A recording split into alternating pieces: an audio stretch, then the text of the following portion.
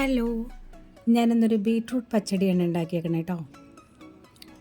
ഒരു ബീട്രൂട്ടാണ് അതിന് വേണ്ടിയിട്ട് ഞാൻ എടുത്തേക്കണത്. അത് നന്നായിട്ട് തൊലിയൊക്കെ കളഞ്ഞ് കഴുകി ഗ്രേറ്ററിൽ ഗ്രേറ്റ് ചെയ്തെടുക്കുകയാണ് ഇത് കേട്ടോ. ഇതുപോലെ ഗ്രേറ്റ് ചെയ്തെടുത്തു, അല്ലെങ്കിൽ കൊത്തി എറിയുമ്പോഴത്തേക്കും പിന്നെ കഷ്ണങ്ങളായിട്ട് കിടക്കാം. അപ്പോൾ ഇങ്ങനെ ആകുമ്പം പെട്ടെന്ന് വെന്തോളൂ. ബീട്രൂട്ടിന് അതിന് വേവില്ലല്ലോ.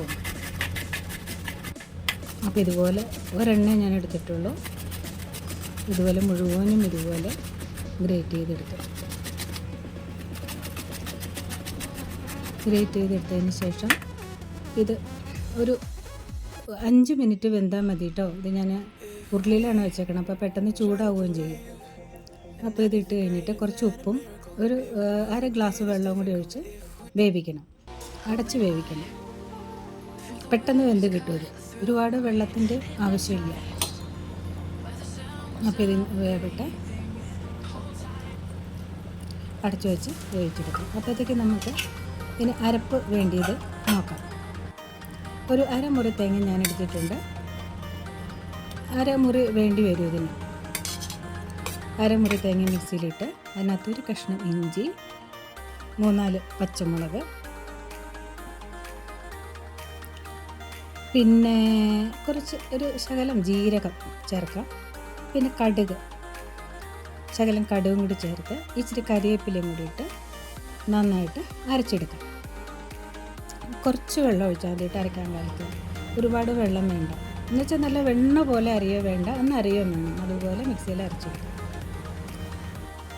അപ്പോൾ അരച്ച് കഴിഞ്ഞിട്ട് ഒരു ഇച്ചിരി ഉപ്പും കൂടിയിട്ട് ഒന്നും കൂടി ഒന്ന് ഇളക്കിയെടുക്കാം കേട്ടോ. അപ്പോൾ ഏകദേശം ബീട്രൂട്ട് കൂടെയൊക്കെ വെന്തിട്ടുണ്ട്. അധികം വെള്ളമൊന്നുമില്ല. അപ്പോൾ ഈ അരച്ച തേങ്ങ ഇതിനകത്തേക്ക് ഇട്ടിട്ട് നന്നായിട്ട് ഇളക്കാം. അപ്പോൾ ഇത്തിരി കട്ടിയായിട്ട് ഇരിക്കണം. അപ്പോൾ ആ മിക്സിയിൽ കുറച്ച് വെള്ളവും കൂടി ഒഴിച്ച് കലക്കി ഒഴിക്കാം കേട്ടോ. അപ്പോൾ ഒരു ഇച്ചിരി വെള്ളം കാണും. അധികം വെള്ളം വേണ്ട, ഇതിന് നല്ല കട്ടിയായിട്ടായിരിക്കേണ്ടത്. അപ്പോൾ ഇതങ്ങ് വറ്റിപ്പോകും. അതുകൊണ്ട് ആ മിക്സി കഴുകിയ വെള്ളം കൂടി ഇച്ചിരി ഇതിനകത്തേക്ക് ഒഴിച്ചൊരു ലൂസാക്കി എടുക്കാം.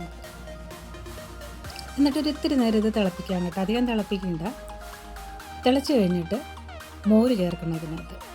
അധികം പുളിയില്ലാത്ത മോരാണ് ചേർക്കേണ്ടത്. ഒരു 1/2 ഗ്ലാസ്, 1/2 കപ്പ് അല്ലെങ്കിൽ 1/2 ഗ്ലാസ് മോര് ഒഴിച്ചിട്ട് നന്നായിട്ട് ഇളക്കുക. അതിന് മുമ്പ് നന്നായിട്ട് തിളച്ചിട്ടുണ്ട് കേട്ടോ. ഇത് മോര് ഒഴിച്ചതിന് ശേഷം ഫ്ലെയിം ഓഫ് ചെയ്യണം.